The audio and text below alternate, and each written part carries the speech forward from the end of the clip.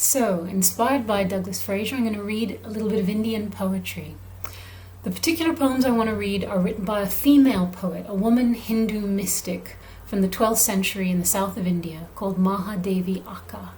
Mahadeviyakka, we don't know what her real name was, but what it means is little sister great goddess, or my little sister who is a great goddess, or the little sister of the great goddess. She's goddess, and she's also intimate and local and someone you can relate to.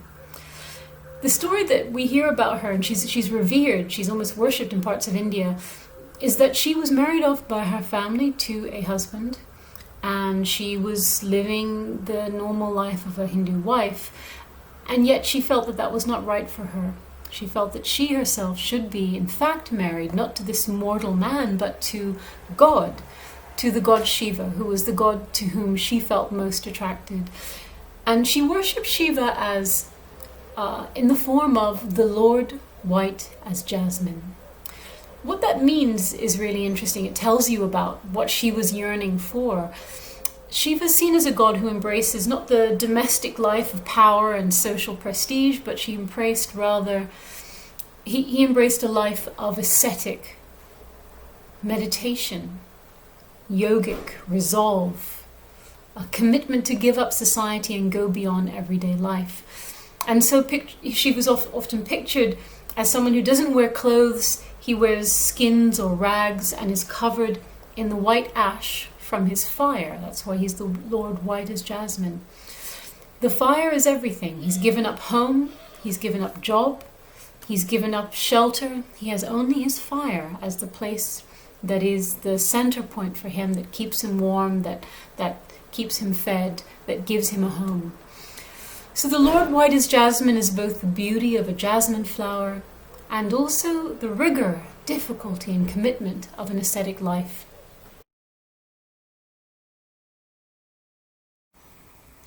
Before we go into the poetry of Mahadeviyakka, I just want to take a moment to contextualize this historically. Throughout India for a long time, the people who produced spiritual texts and philosophical doctrines were the Brahmins, the priests, those who were in the elite of the hierarchy of the social life. They were men, they were born into that class, they'd gone through an education of a very formal kind, and they wrote often in Sanskrit, the kind of Latin of ancient India. So it was an elite product. But something changed in the medieval period.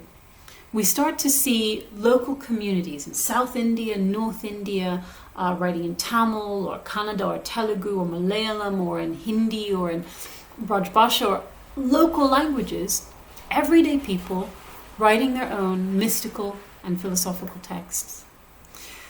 This was a huge revelation. It was a revolution in the culture, and it meant that suddenly you had everyday people, sometimes referred to as sants or kind of almost the saints of India, expressing their love in poems, or often called songs, gitas, and they became the influencers of religious life. One of the southern groups was called the Virashaivas, and Mahadeviyakka was the only woman associated with that group. Usually it was always men. But when she came to that community, having lived wild in the forests of that region, essentially looking like a homeless woman, but a mystic, they questioned her, they doubted her, they almost rejected her, the stories tell us.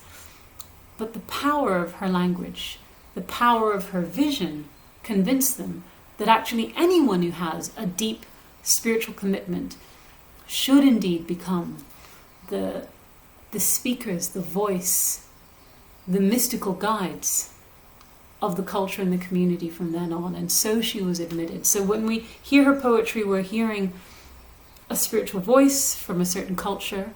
We're hearing also the voice of a revolution in the way that society values everyday people in their lives and values women.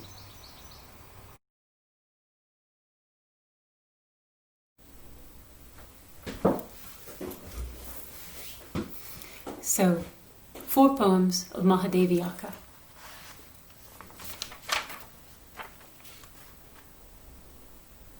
Like treasure hidden in the ground, like taste in the fruit, like gold in the rock and oil in the seed, the absolute hidden away in the heart. No one can know the ways of our Lord, white as jasmine.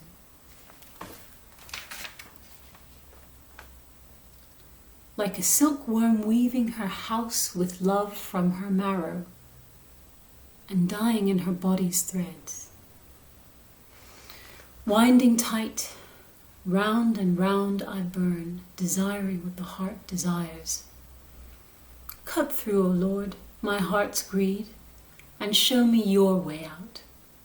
O Lord, white as jasmine.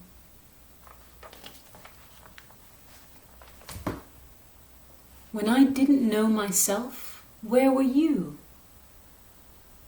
Like the color in the gold, you were in me. I saw in you, Lord white as jasmine, the paradox of your being in me without showing a limb.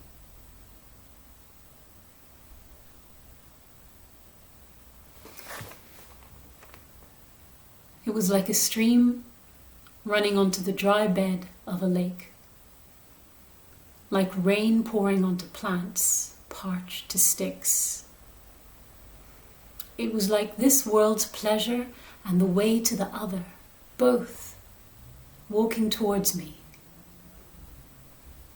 Seeing the feet of the Master, O Lord white as jasmine, I was made worthwhile.